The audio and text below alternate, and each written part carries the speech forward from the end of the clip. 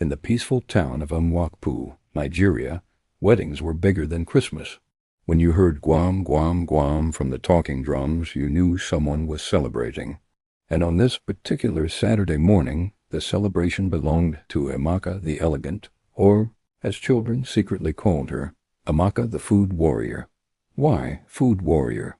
Because Amaka could eat, and not small. If eating was an Olympic sport, Nigeria would win gold every year because of her. But today wasn't about food. Today was her wedding day. She woke up smiling, greeting her bridesmaids, her mother, her aunties, and her cousins who had traveled from far places, Lagos and Nugu, even as far as Asaba. Everyone was happy. Everyone was excited. Everyone was ready. Except for Auntie Nwunye, the relative who always had drama in her pocket like pure water. She kept complaining. Why did they put jollof rice on the left side of the serving table? It should be on the right. Why are the drinks too cold? Are they trying to freeze my bones? Everyone ignored her. Meanwhile, down at the reception hall, the caterers were sweating. The food was plenty. 2 giant pots of jollof, 3 coolers of fried rice, 5 trays of grilled chicken, 4 bowls of nkwobi, and enough drinks to build Noah's Ark. Everything was set. But something strange happened. Amaka, dressed in her beautiful white gown, kept feeling dizzy.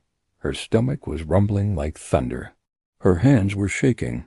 She felt hunger, a deep spiritual hunger that she couldn't explain. "Mommy, I'm hungry," she whispered. Her mother stared at her. "You're what? I'm hungry."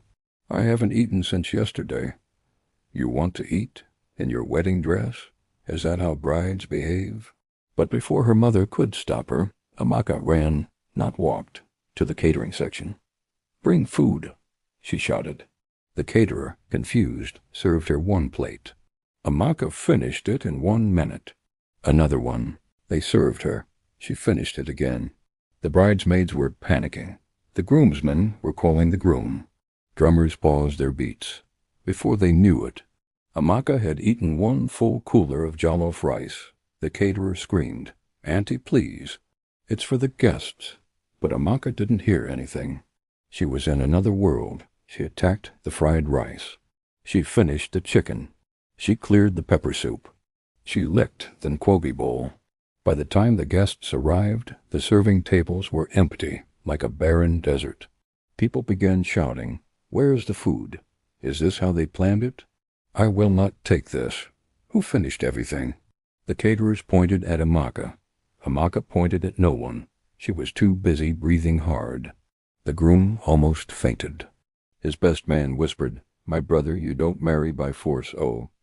Auntie Nwunye clapped her hands dramatically. "I knew it. I said it. This girl will disgrace us one day."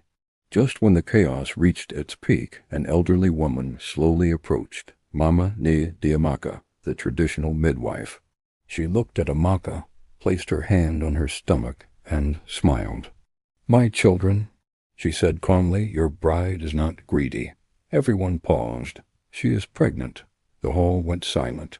The drummers dropped their sticks. The groom said, "And? Not only pregnant," the old woman added.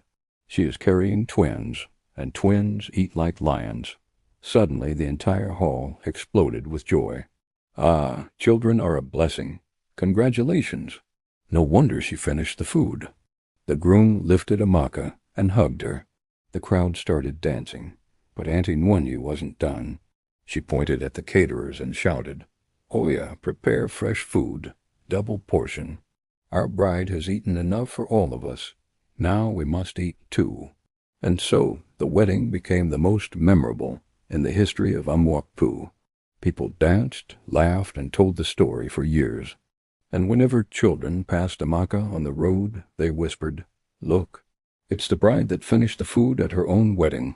And she would just smile, because in the end, she didn't just eat the food. She stole the entire show. She stole the entire show.